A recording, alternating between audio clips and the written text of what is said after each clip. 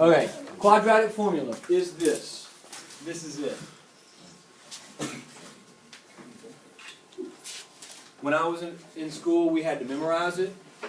These days, they don't make students memorize it anymore. I'm not exactly sure why the shift, but the good news is you don't have to memorize it. But here's the thing: you'll have it memorized probably. You know, normally just using these things over and over and over again, they just kind of infiltrate your brain and they just end up in there. You should make us memorize it for the test. Well, probably not. If they weren't going to. If they weren't going to give it to you on the state test, I wouldn't give it to you on my test, but you get it on the state test. It's on the formula sheet that you get. So there's no reason for me not to give it to you as well. Would you write all that down, or would you write down? Just the formula I think is okay. So this thing does the same thing that factoring did for us yesterday, right? Yesterday I would give you a problem like this.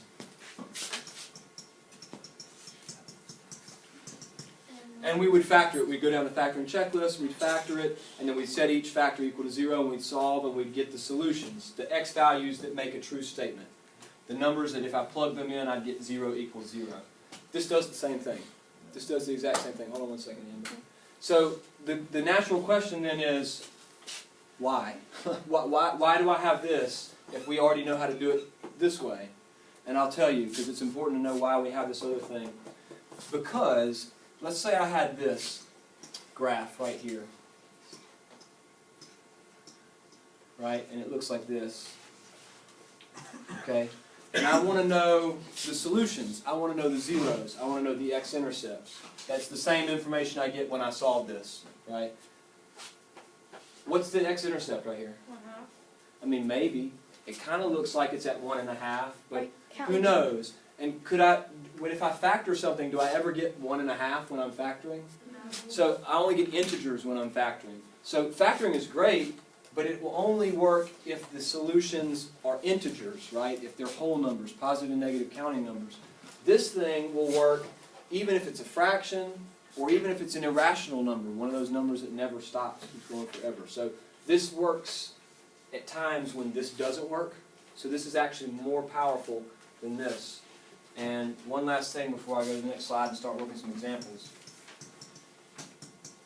By the end of next week, you will know how to turn this standard form into this.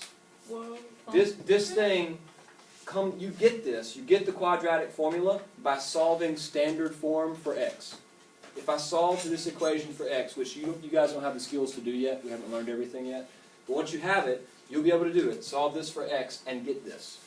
That's called deriving the formula, and you will be able to derive the quadratic formula yourself, which is kind of a big deal, right? I mean, when it was first kind of invented, right, when someone first discovered that this worked, that was a game changer, right? And the fact that you'll be able to do that for yourself in a couple of days is pretty cool. We were going to do telephone again, but we're a little behind, so I think we're going to skip it. We're just going to learn it all together. We'll do it again, maybe tomorrow. So let me show you how to use this in problems. That thing looks really intimidating. That formula is super duper intimidating because it's got a lot of pieces and negatives, and it's got this plus or minus in it, and that's not cool. And it's a fraction to boot, right? And we don't like fractions. So here's the thing. It's easy. This is really, really easy. Here's the two things you have to be able to do. Substitute values in, right? That is, figure out that A is 1 and plug in 1 everywhere you see A. Everybody's cool with doing that, right? Yeah. The other thing you have to be able to do is order of operations. Please excuse my dear Aunt Sally. Everybody's cool with that, right? If you can do those two things, there's nothing to this problem, right? It's really easy. So first, I'm just going to make a list for myself of A, B, and C. I would recommend doing that at first, just so you have it handy. As you get more and more comfortable with these, you probably won't have to do that, right? You just go straight to plugging in. Now I'm going to plug these things into the formula. There is one thing right off the bat. The very first thing that I'm going to plug in is this B. And you'll notice it has a negative sign in front. You know that is like a trap, right? Because if you're not careful, you'll go, okay, B is -6, and you'll write -6. No, it's positive.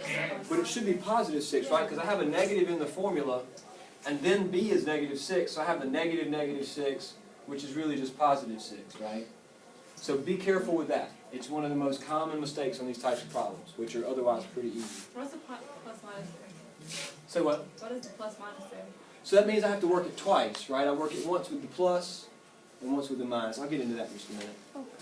Okay, and now I'm going to plug into the discriminant, right? The b squared minus 4ac. So negative 6 squared, so make sure you put it in parentheses.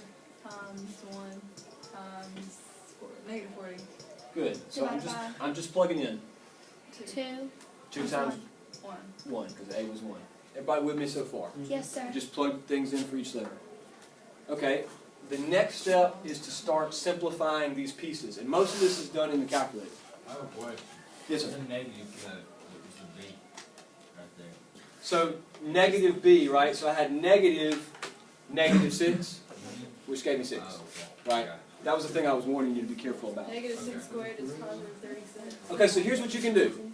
You can take the whole discriminant, that means everything that's under the square root, not the square root sign itself, not the radical sign, but everything that's underneath it, and put that in the calculator all at once and hit enter. And that'll tell you what all of this Even divided by 2? simplified, not the divided by 2, that's going to be It's our last step. 196. Can I repeat what? So, if you will put everything that's in the discriminant, right, the discriminant is that b squared minus 4ac, it's basically all the stuff underneath the square root. Put that all in the calculator just at one time, right? Like with the square root? No square root, just the stuff under it. Just the stuff under the Like square the root. 6 It's 196. What was the question? I have to do right now. The 6 on the left side. What about it? Where do you put We're that? not putting it in yet. We're not putting it in yet.